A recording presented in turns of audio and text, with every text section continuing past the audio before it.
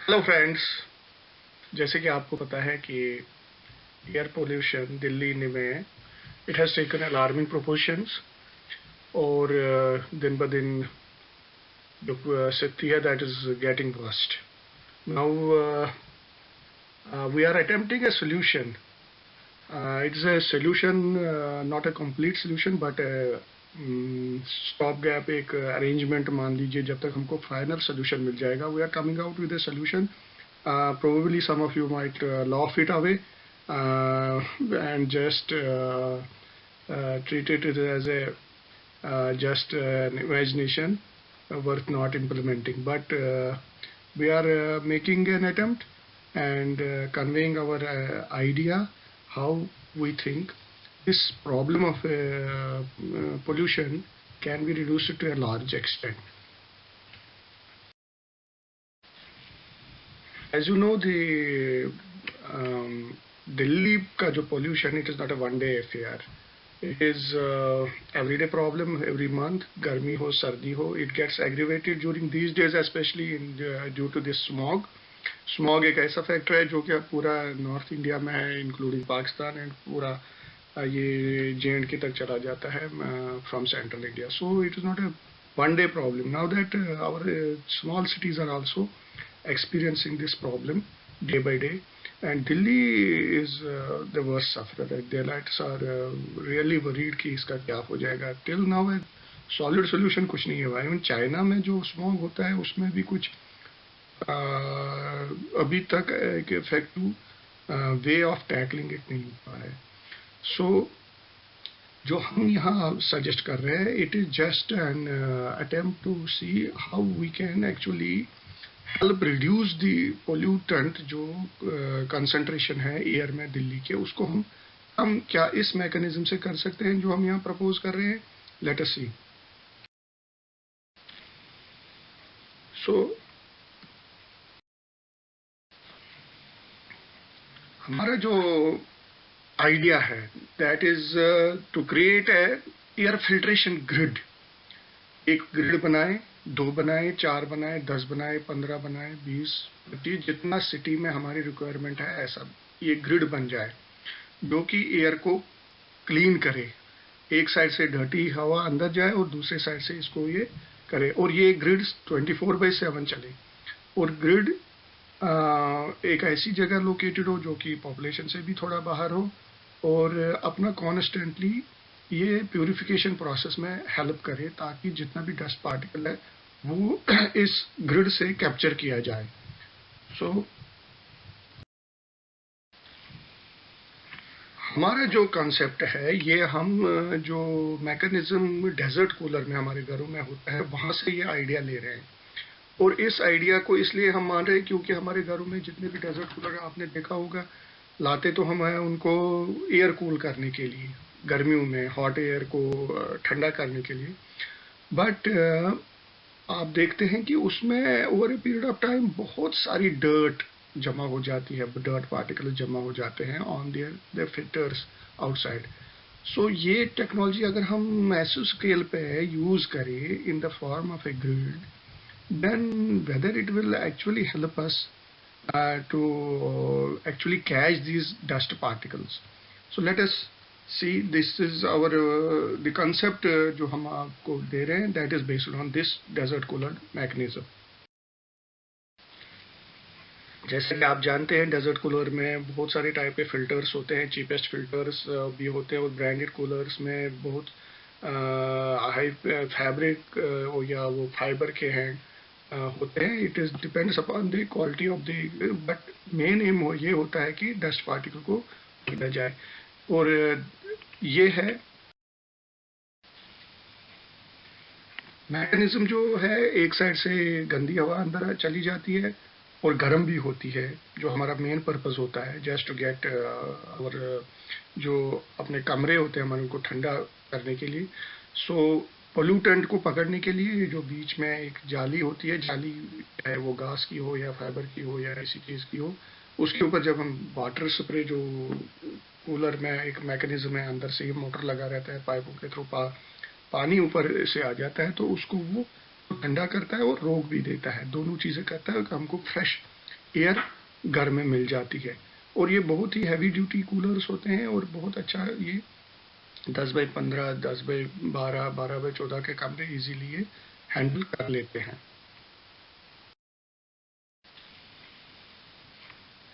और average cooler जो आप देखते हैं उसमें जब ओवर ए टाइम महीना 2 महीने के बाद ही आपको दिखाई देने लगता है कि इसमें गंद कितनी जमा हो जाती है, कितनी मिट्टी इसमें आ गई है और कितना इसमें वेस्ट आया हुआ है। वो सारी मिट्टी जो एटमॉस्फेरिक मिट्टी है वो हो जाती है। So we can prove that this is a good dirt catcher, this and if we apply this technology, इस mechanism को large scale पे apply करें and then we will definitely be benefited जितना भी एयर में डस्ट है उसको catch करने के लिए।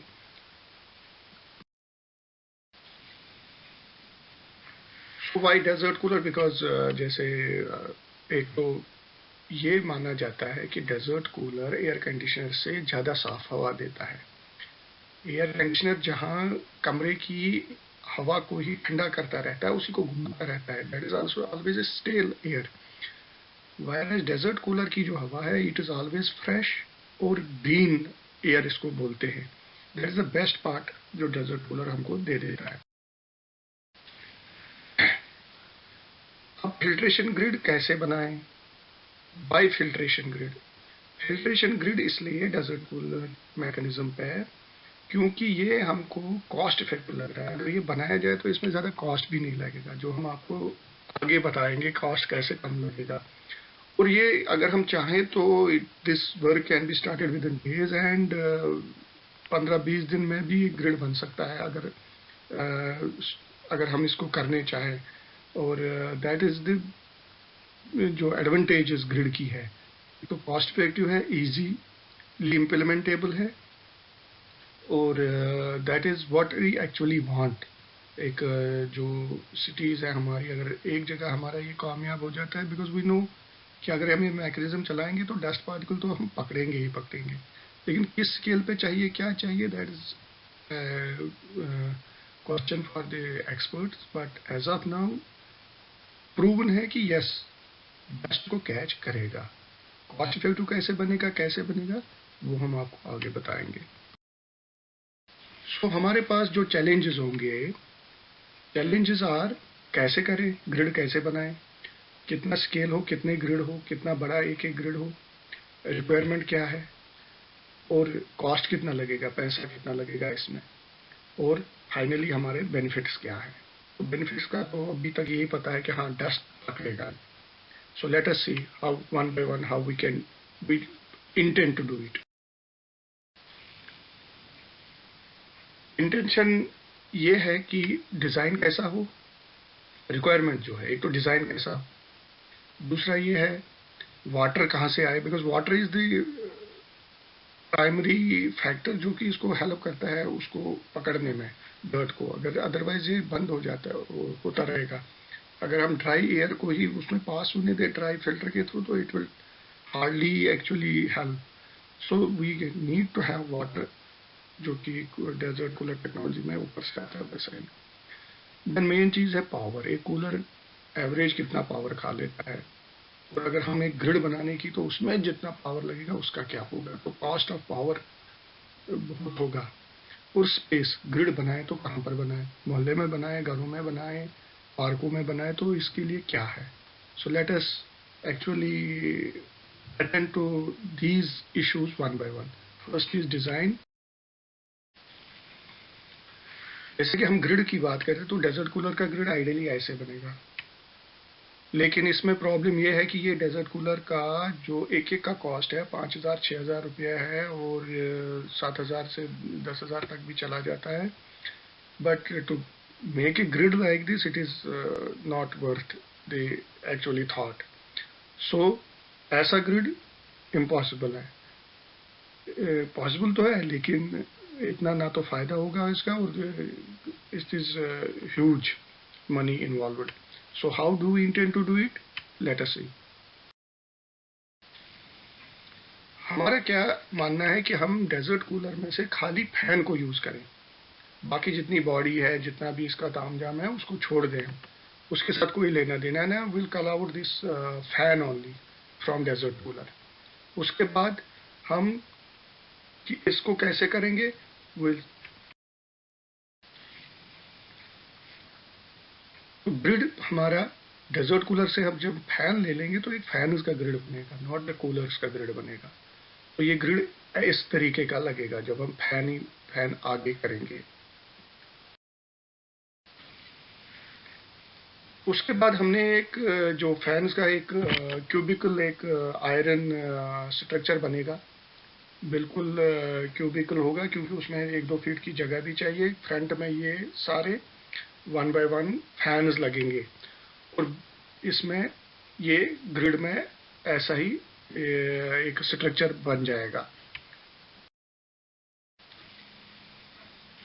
देन जब हम ग्रिड में आयरन रेलिंग में इनको फिट करेंगे तो this will look like this. एक नहीं, 2 नहीं, 8 नहीं, 10 नहीं, हमारे को जो ग्रिड बनेगा ये 50-100 फैन्स का एक ग्रिड बनना चाहिए। We can make small grids of 8 to 10 fans, but we will have to join them, boxes को join करना पड़ेगा on a large scale, then only we will be able to। तो जो फैन हम यूज करेंगे उसको जब आयरन फ्रेम पे हम ले लेंगे तो ये शेप उसकी आ जाएगी। उसके बाद वो तो फ्रंट हो गया। Now we will come on to the back side. Back side में भी हमने फिल्टर लेने हैं। फिल्टर का साइज जो होगा बैक साइड में, वो क्वालिटी जो होगी, थिकनेस जो होगी, थिक होगा, थिन होगा, क्वालिटी जो होगी, उसके जो शीट होंगे वो हम इसी फ्रेम के बैक साइड में हमको लगाने हैं। फ्रंट साइड में फैन लगेगा, बैक साइड में ये लगेगा और ये 1 बाय 1 इस पे चढ़ जाएंगे depending upon the size of the frame. Then the ideal grid जो है, एक बॉक्स जो है ऐसा लगेगा। ये जैसे हमारा है 15 फैनों का एक बॉक्स बन गया। इसमें बैक साइड से ये फिल्टर लग गया और फ्रंट साइड से ये फैन लग गए और ये इस तरीके का दिखेगा। फ्रंट साइड इसका दिखेगा और बैक साइड ऐसा दिखेगा। This is A complete box for the grid जो हम करना चाहते हैं। When we join a large number of these such boxes, then our grid should look like this, जिसमें 100 फैन भी हो सकते हैं, 150 भी हो सकते हैं, 200 भी हो सकते हैं, डिपेंडिंग अपॉन। और एक पूरा बिलबोर्ड का स्ट्रक्चर ले लेगा, एक आसान और बिल्कुल एक कन्वीनियंट थिंग। और ना तो इसमें ज़्यादा एक आयरन फ्रेम चाहिए, फैन चाहिए, और बैक साइड में दिस फाइबर या वट फिल्टर जो है वो डलेगा। ये इसका बैक साइड होगा। वो जो हमने अभी पीछे देखा वो that was the front side. Now this is the back side covered with complete जो हमारा फिल्टर होगा। अब इस सारे मैकेनिज्म में जब ये ग्रिड बन जाएगा, इसमें सबसे जो इम्पोर्टेंट फैक्टर होगा वो वाटर है। और वाटर कहीं अवेलेबल इजीली होता नहीं हमारे सिटीज में। हमारे यहाँ नहाने के लिए, खाने पीने के लिए पानी नहीं है, तो ग्रिड को आप 24/7 पानी कैसे सप्लाई कर सकते हैं? That is a big challenge. Main factor यही इसमें आ जाता है। So we will have to look for a proper source of water. तो सोर्स ऑफ वाटर ही डिसाइड करेगा इसकी प्लेसमेंट कैसे होगी, because it has to rotate, the water has to rotate around. ये जाली में से निकल के जैसे नीचे आ जाएगा, then we can reuse it, recycle it. So water is main component of this. How we will attend to this? Let us go. This will be the flow, water flow, how it will happen. एक pipe रहेगी जो perforated pipe होगी, जो कि periodical intervals, इसमें जो 24/7 पानी इसको सप्लाई करेगी इन ड्रॉपलेट्स फॉर्म, और ये ड्रॉपलेट्स गिरते रहेंगे on the back of the grid. और ये इसको नीचे जाके पानी को हम जमीन पर न जाने दे, वेस्ट न जाने दे, इसको एक पाइप में कलेक्ट करके इसको साइड्स में कलेक्ट करके इसको हम रीयूज भी कर सकते। जितना तो इवेपोरेशन में चला जाएगा, because we don't get 100% water back, it will be evaporated. लेकिन जो भी वाटर आ जाएगा we can either let it go into a drain और द सोर्स बैक, और वी कैन रीयूज इट, जैसा भी हो सकता है। But eventually we have to actually capture it downwards तो ये एक शेप जो लेगा ये ग्रिड हमारा, ये इस टाइप का होगा। सो इसके बाद जो मेन इसमें इशू आ जाएगा कि ये इसको हम रखें कहाँ। So location will be the factor, because size of the grid और water availability, that will decide the location. So water चाहिए, बेस्ट लोकेशन क्या हो सकती है, किसी वाटर बॉडी के साथ। वाटर बॉडी कौन सी हमारे यहाँ है, या तो तालाब है या तो रिवर्स है। तो दिल्ली जैसी जगह में रिवर बैंक है, या कहीं बहुत सारी हमारी सिटीज़ में जहाँ पर भी है रिवर बैंक्स तो है, सबसे बढ़िया है। रिवर बैंक्स में आपको मुफ्त पानी है, वहीं से उठा लीजिए, पंप से उठा लीजिए, सप्लाई करिए और वापस जाने दीजिए। सिल्ट विल्ट का थोड़ा बहुत ट्रीटमेंट करना पड़ेगा, जो यहाँ से थोड़ा बहुत निकलेगा, बिकॉज ज़्यादा नहीं निकलता है, उसका वहीं पे हो जाएगा। और जहाँ ये आपकी जैसे यमुना का बेड है, जो आपका बैंक्स है, उन जगहों पे हमको इवन जो पानी है ग्राउंड वाटर भी हम ले सकते हैं इसके लिए। तो उसको यूज़ करके उसको हम उस रिवर में वापस फेंक सकते हैं या उसको रिसाइकिल कर सकते हैं। So that is the best location for this is ए, जो भी रिवर बॉडी हमारे पास है उसके बैंक के ऊपर आसपास पार्कों में है कहीं, या कहीं नाले हैं छोटे मोटे, या कहीं पर है, या कहीं अगर ग्राउंड वाटर की अवेलेबिलिटी अच्छी खासी है उन जगहों पे given the, depend upon the size of the grid. अब दिल्ली के कॉन्टेक्स्ट में अगर हम देखें तो अगर हम ये हमारा यमुना का जो वाटर बॉडी है, उसके ऊपर जो बैंक है उसमें भी कैचमेंट एरिया जो इसका है बहुत सारा खाली होता है। अगर हम ये ग्रिड्स इसके ऊपर बनाएं जहाँ की पानी भी अवेलेबल है और पानी वापस जाएगा, तो हमारा ये मानना है कि these are the ideal locations for these grids. So how do we do it? Let us see if we place some grids on this bank, how it will look. This is how it should look. जो कि bank पे हमने grid को बिठाया है, पानी यहीं से लीजिए, पानी को रिसाइकिल करके वापस डाल दीजिए। या अगर आपको पानी यहाँ से सीजनली कभी किसी सीजन में मिलता नहीं है, गंदा मिलता है, then go for the ground water, जो यहाँ पर डेफिनेटली अवेलेबल होगा, जो हम पंप कर सकते हैं। क्योंकि दिल्ली गाजियाबाद जो एरियाज है, बहुत सारा लोग अपने जो घरों में ग्राउंड वाटर यूज़ करते हैं, although not for drinking but for other purposes, ground water को अच्छी तरह यूज़ किया जाता है। So we can just give a shape of this type of grid system हम बना सकते हैं। तो दिल्ली के कॉन्टेक्स्ट में अगर हम यमुना की बात करें तो ये ग्रिड्स ऐसे दिखेंगे अगर तो हम this is how it will look for Delhi.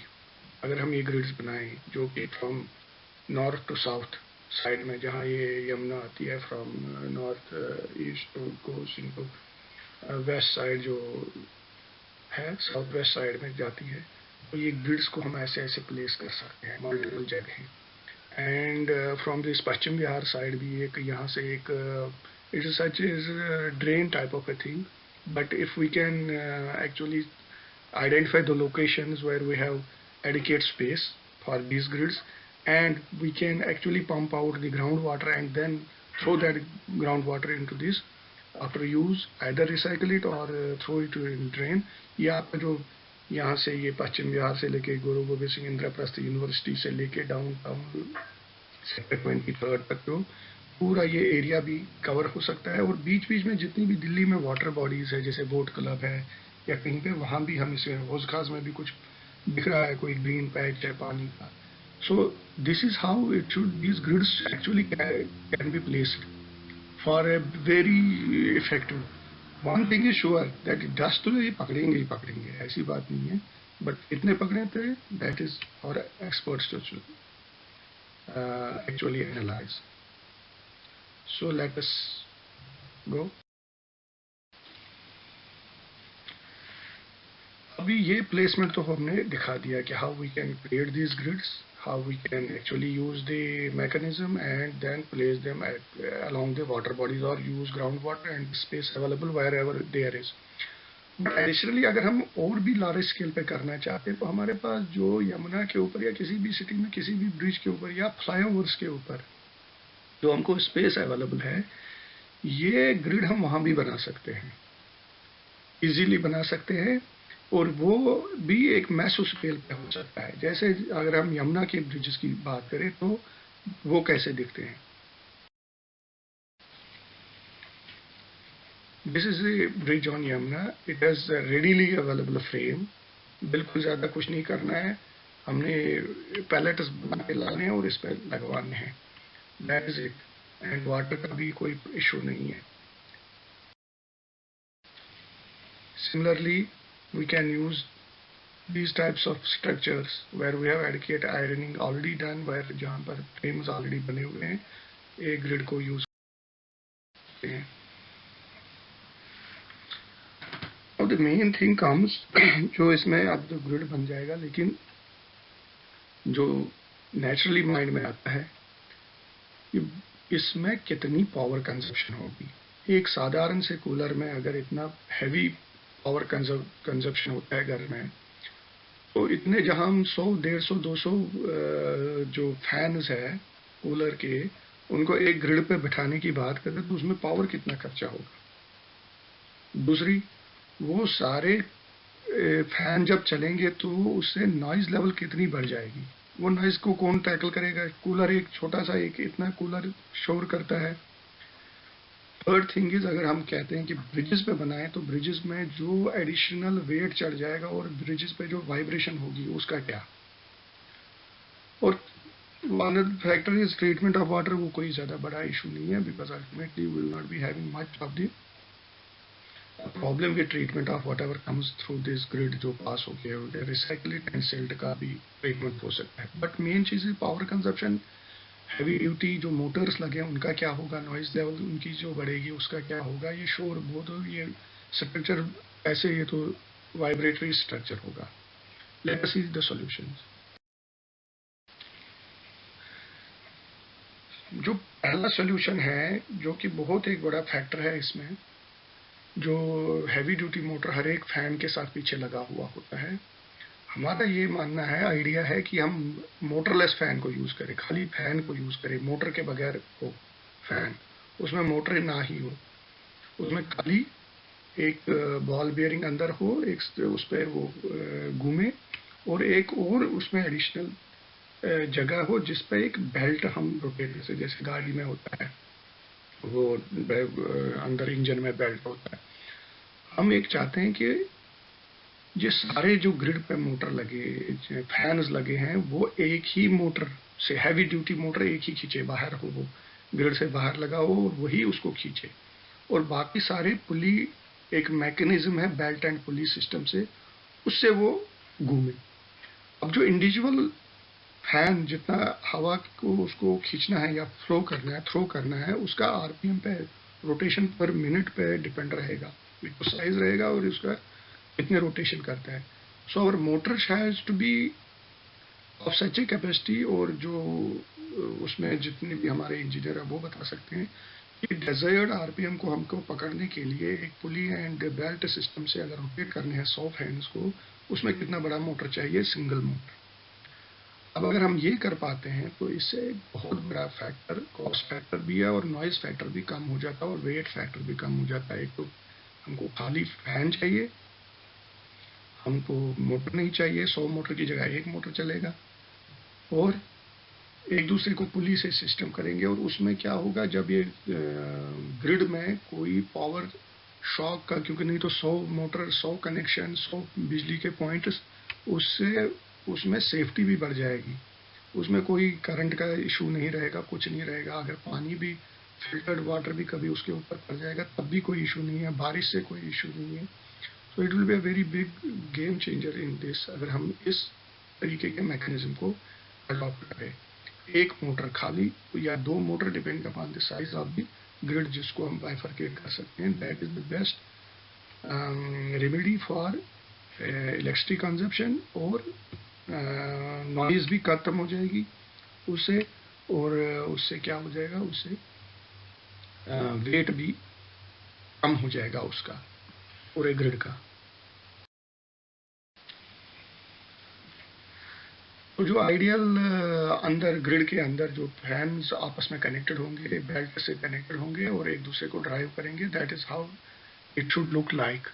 खाली फैन चाहिए, इसके पीछे मोटर नहीं चाहिए, and they should actually drive each other. और डेजर्ट आरपीएम पे जितना भी इसमें लगेगा वो मोटर लगाना पड़ेगा।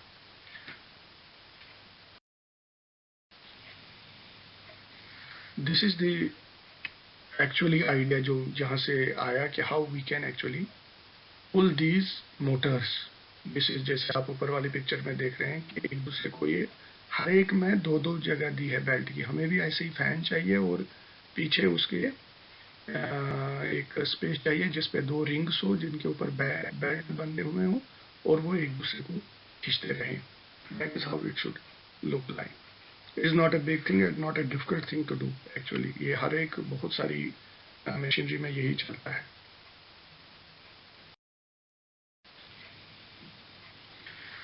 सो नॉइज एंड वाइब्रेशन में भी यही हुआ। सो मोटर का पहला आएगा। नाउ द नॉइज अगर और कम करनी है देन वी कैन यूज जो प्लास्टिक हैवी ड्यूटी, अगर आपके घरों में एग्जॉस्ट फैन लगे हैं वाइट कलर के प्लास्टिक के, वो वाला मटेरियल यूज करना है इंस्टेड ऑफ स्टील या iron blades. We will have to use वो बिल्कुल हमारे जो किचन के इनमें होते हैं बिल्कुल नॉइजलेस होते हैं। So considerable amount of noise will be reduced by use of a material akin to what is used in our domestic जो एग्जॉस्ट फैंस है सारी कंपनी हमारी बनाती है वो उसी टाइप का।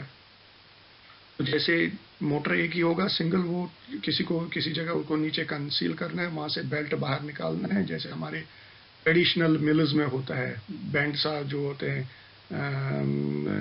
ऑयल मिल्स होती हैं या जो ये होते हैं जहाँ हमारी ये राइस मिल्स होती हैं, वहाँ बेल्ट के ऊपर सारा चलता है, एक दूसरे को खींचते रहते हैं, एक ही मोटर खींचता रहता है। So that will reduce everything, water, this electricity consumption, noise and weight. All the three things are being taken care of through these three changes.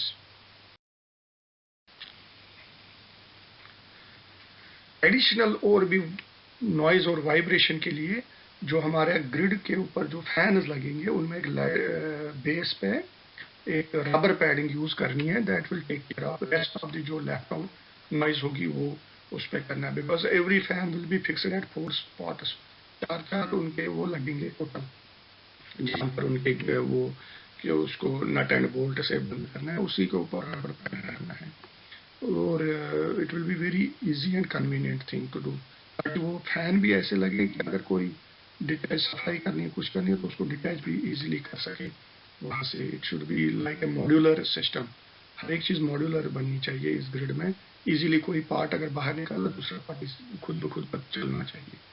That is how we can achieve this. जो main हमारे constants है उनको हम overcome कर सकते हैं। Wastewater is no problem. We can create a silt chamber. We can actually make it flow through. अगर water body है कोई इशू नहीं है, वहाँ से सोर्स भी है and we get free water, we can throw it back.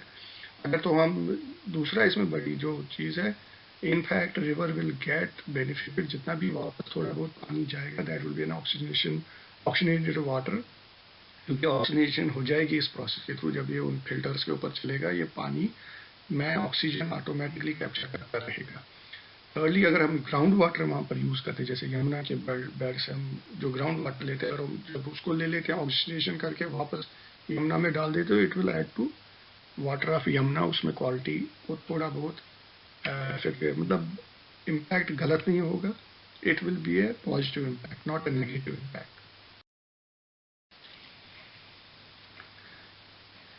So if we are actually able to do something like this, what we are proposing here, जो हम कह रहे हैं, then we can think of building such grids, small portable grids, rooftops पे, high rise buildings पे, parks में, government buildings पे, जहाँ हमारे पास only thing is क्या पानी available है। Electricity is no problem nowadays in India, but थोड़ा बहुत और वहाँ भी कोई जहाँ हम कह रहे हैं कि एक मोटर से हम सारे फैंस को चलाएंगे, उस सिस्टम से चलेंगे तो वो कंजप्शन भी कम होगा। पीपल कैन वॉलंटियरली जो भी वेल ऑफ हो सकते हैं वो इंस्टॉल कर सकते हैं ये अपनी अपनी बिल्डिंग्स पे। जो हमारे हाई राइज है, गवर्नमेंट बिल्डिंग्स है या प्राइवेट बिल्डिंग्स है, जो सोसाइटीज़ है, वो अपने बिल्डिंग्स पे कर सकते हैं। So it can be done there. कोई 25 फैन का, 50 फैन का या 10 फैन के भी छोटे छोटे बड़े बड़े ग्रिड बना के ऐसा ये यूज हो सकते हैं just to catch the dust in the environment.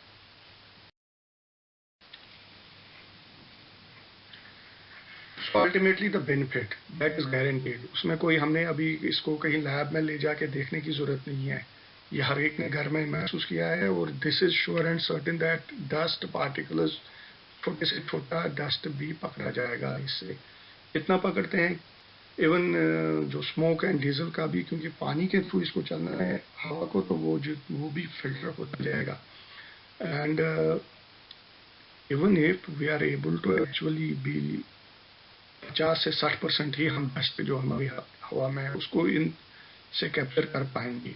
जब ये 24/7 चलेंगे, रात दिन चलेंगे, तो definitely it will definitely have an impact. और अगर जब हम इसकी लार्ज स्केल डिप्लॉयमेंट, जैसे मैंने मैप पे दिखाया, फ्रॉम नॉर्थ टू साउथ, जो यमुना का हमारा बैंक है या जहाँ कहीं भी वाटर बॉडी है, अगर वहाँ हम इसको डिप्लॉय करते हैं, definitely these should be game changers to some extent.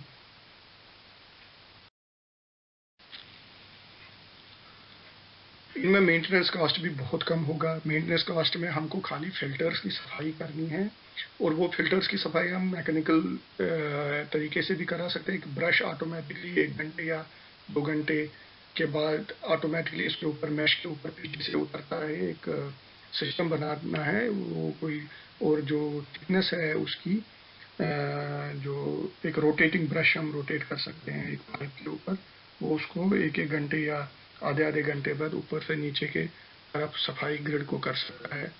वो एक इसका है। Then will have to deploy some man power also, that is ragging इसको दे रख रखाव के लिए। और जो फिल्टर्स हैं उनको बदलना पड़ेगा, मे बी साल के बाद या 6 महीने के बाद, depending upon the dirt they are catching. और उसका और इससे ज़्यादा कोई इसमें लग नहीं रहा मैन पावर, तो 1-2 बंदे एक ग्रिड को इजीली हैंडल कर सकते हैं, चाहे इसकी neat and clean. Even jet water के थ्रू अगर हम इसको क्लीन करना चाहते हैं, वो भी डिटर्जेंट डाल के उसमें एक वो पानी जो सोप वाटर उसमें से निकाल सकते हैं पीरियडिकली, 1 हफ्ते में या कैसे भी, या मैकेनिकल ब्रश भी चलता रहेगा पीछे से easily. That should be no issue in fact. And maintenance cost is very very less so far as our experience with our desert coolers goes, because इसमें ये भी नहीं है कि 100 मोटर लगे हैं और मोटर खराब हो जाएंगे। It will be a big heavy duty motor, और मोटर खराब होने की, because that is the main जो इशू है with the desert coolers is, कभी मोटर खराब हो गया। जब मोटर ही नहीं है तो खराब क्या हो जाएगा। सो बेल्ट कभी कभी चेंज करने पड़ेंगे, बट अगर हम पहले ही इस पर ध्यान दें कि अच्छा खासा मटेरियल यूज किया जाए बेल्ट में, ताकि we don't have a issue regular issues, this should be a very convenient and cost effective way of dealing with the pollution.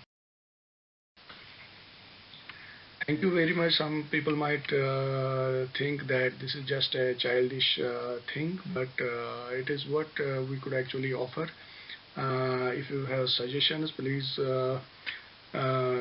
do that. You can put your thoughts how we can make it better, or what changes we can make in this, because ultimately our goal is to provide a clean environment to the people and citizens, because it is really bad for everybody. ये हमारे लिए एक challenge है। We could think of a little bit about this, how we can do it. It's for government agencies और the companies who are dealing in these type of things to actually think about them, and just to take a cue and work on it if they deem it to be proper. If you like this video, please then like it and subscribe to the channel, and also just share it with your friends, and so that it reaches to the appropriate people, so that they take a cue and think of it if it is really it